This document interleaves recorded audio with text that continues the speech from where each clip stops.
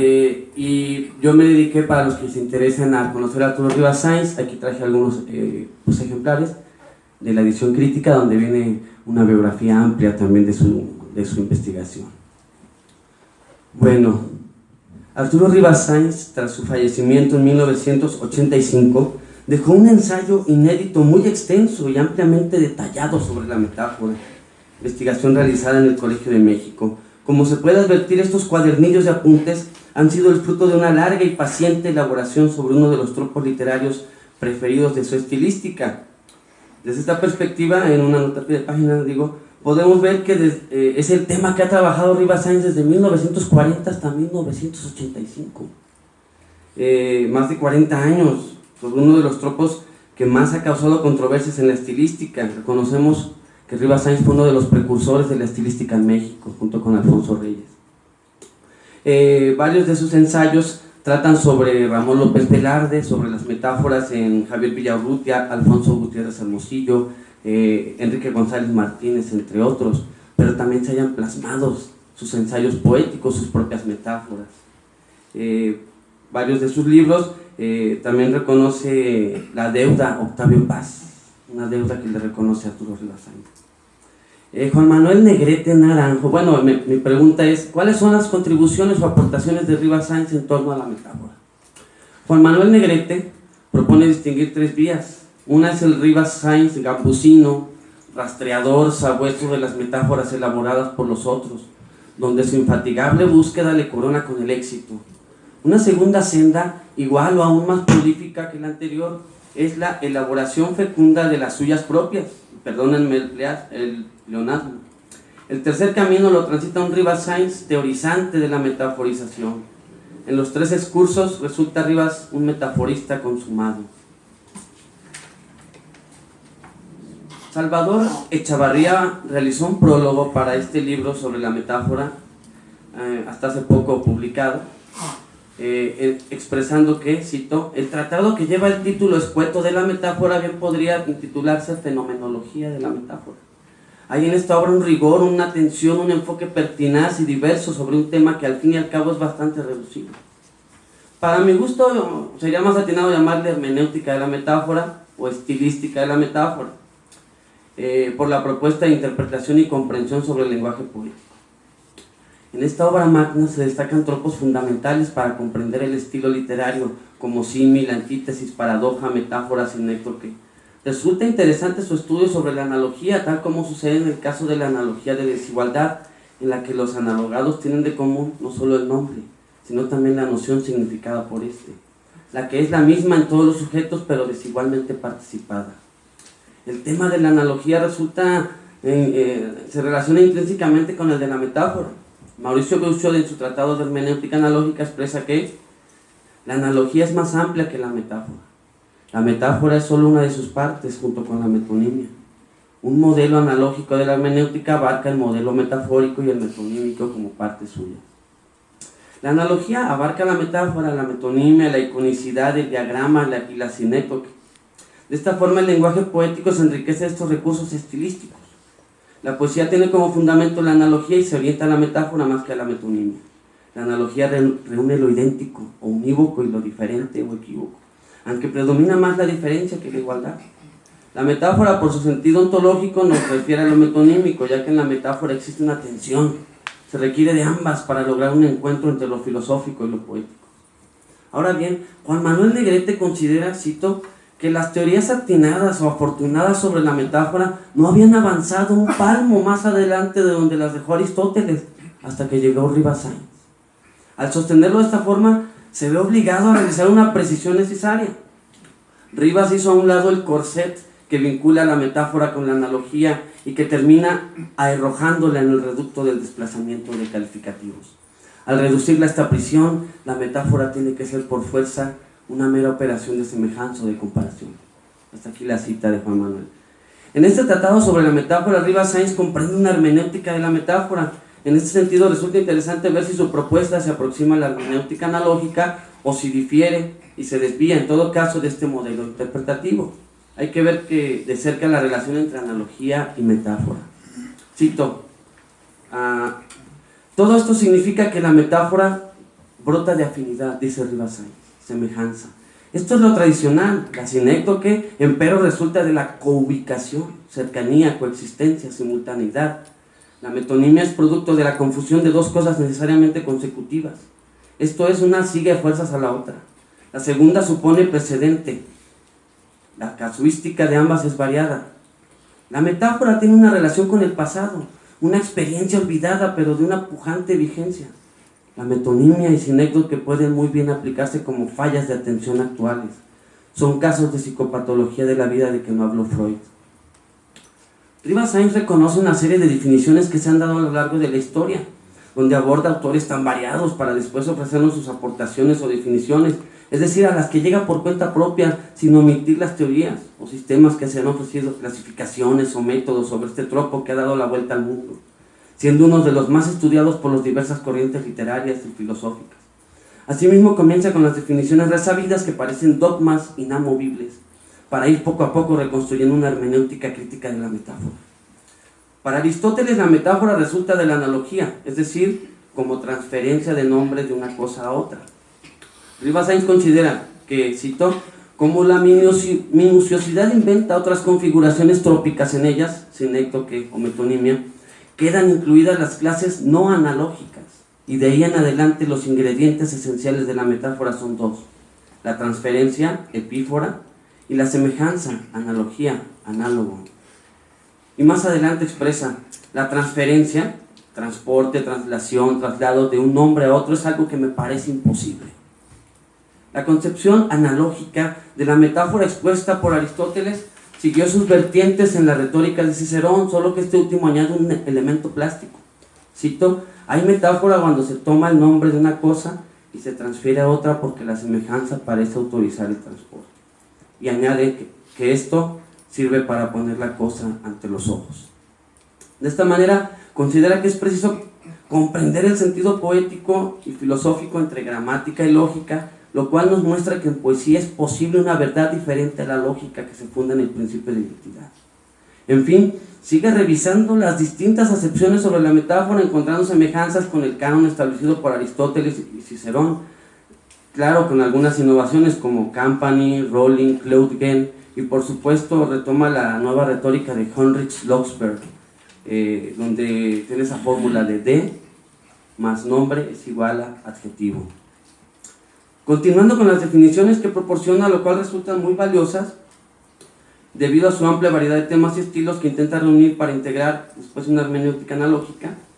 En cuanto a la concepción que se tiene de la metáfora como transposición o transporte de significados, Rivasain cuestiona lo siguiente: pero el sentido de un vocablo es intransponible, ya con el transponer se dejaría de ser el signo que fue, pero sin ser otro, es decir, ya no existiera. La significación es parte esencial y por tanto indefectible. Si se modifica o se transfiere, ya no partitoma, se hizo cero a la izquierda, como una palabra. Cuando una palabra es bi o polisémica, lo es solo en potencia. En acto, una vez ya empleada, posee un único significado, el de la coyuntura. Me voy a ir adelantando.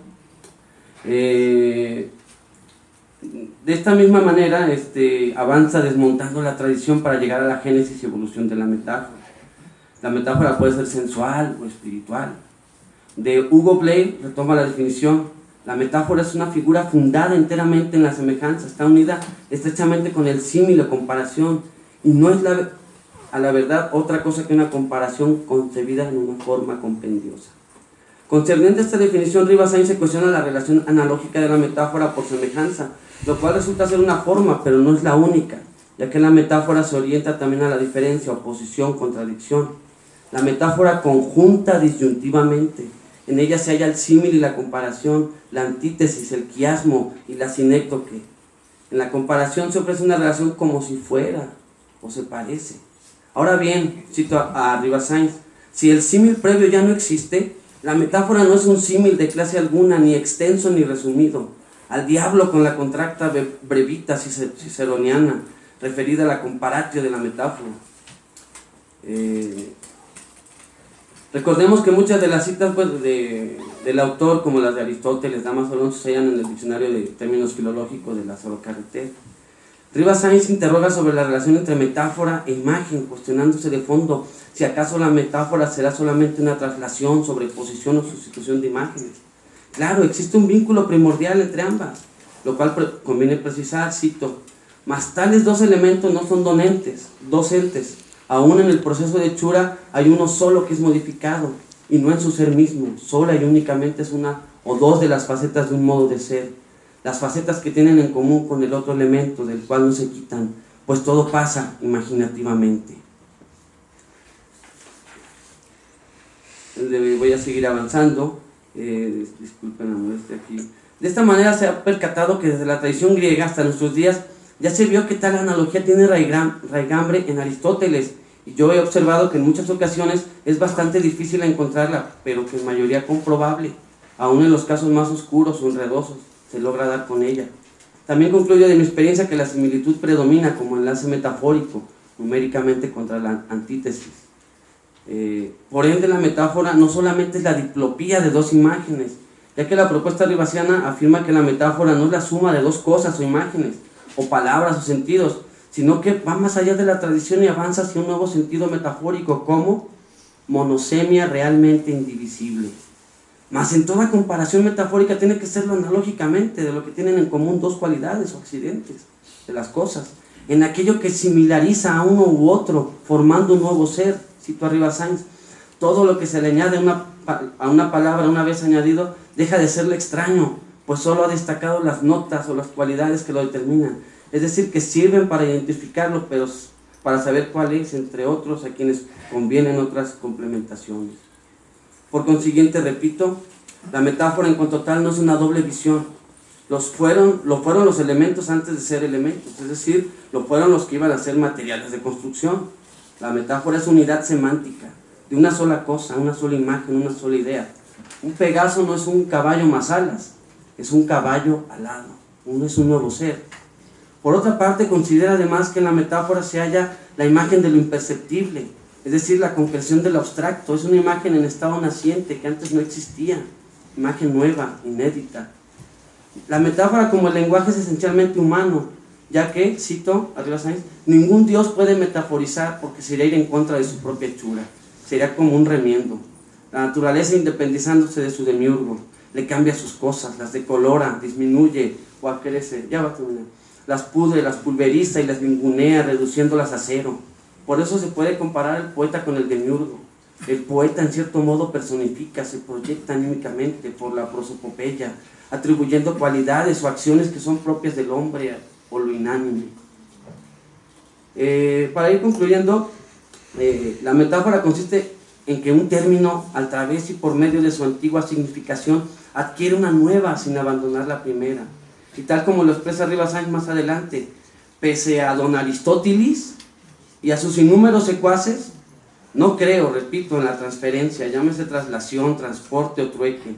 Dentro de poco, al ver más minuciosamente cada uno de los elementos constituyentes de la metáfora, propuesta por sus definidores, trataré de afinar mi puntería contra tan ilustres autoridades, ante cuya innumerable sabiduría me enojo con mi humilde desaveniencia.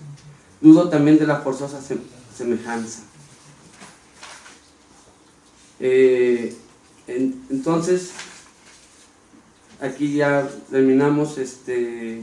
Dice Rivas Sáenz, mi propósito se reduce solamente a resaltar el número enormísimo de palabras por sí solas metafóricas que se vocean en los campos popular y culto, ¿verdad? Las relaciones intermetafóricas, es decir, el entramado simbólico, destacando sus interconexiones con otros tropos como alegoría, paradoja, antítesis. Provisionalmente confiere un esquema donde aborda la yuxtaposición caótica, cósmica, coadyuvante, antitética, germinada, paralela, el subordinamiento, consecuente, causal, implicada, metamorfósica, correlativa, quiásmica, gramaticales de complementación directa, indirecta, circunstancial.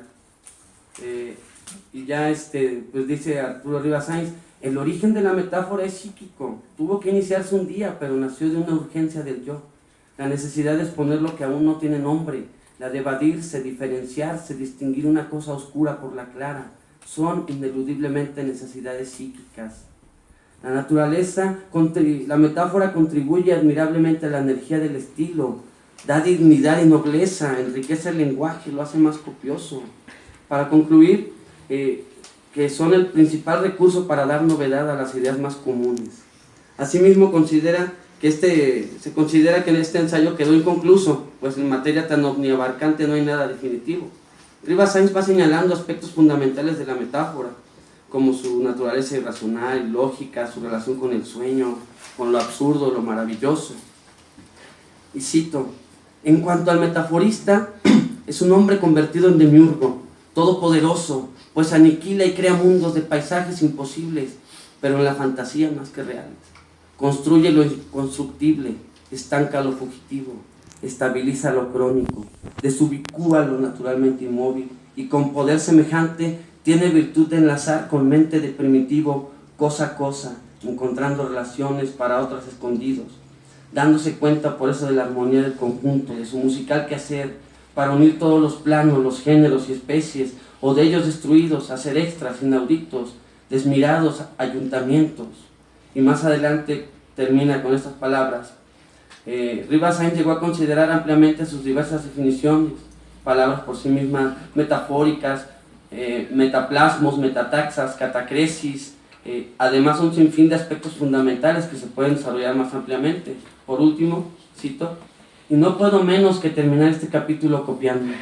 La metáfora está tan estrechamente entretejida con la textura del habla, que ya la hemos encontrado bajo varios aspectos, como factor capital de la motivación, como artificio expresivo, como escape para las emociones intensas, como medio de llenar lagunas en el vocabulario y otros muchos y bien diferenciados cometidos.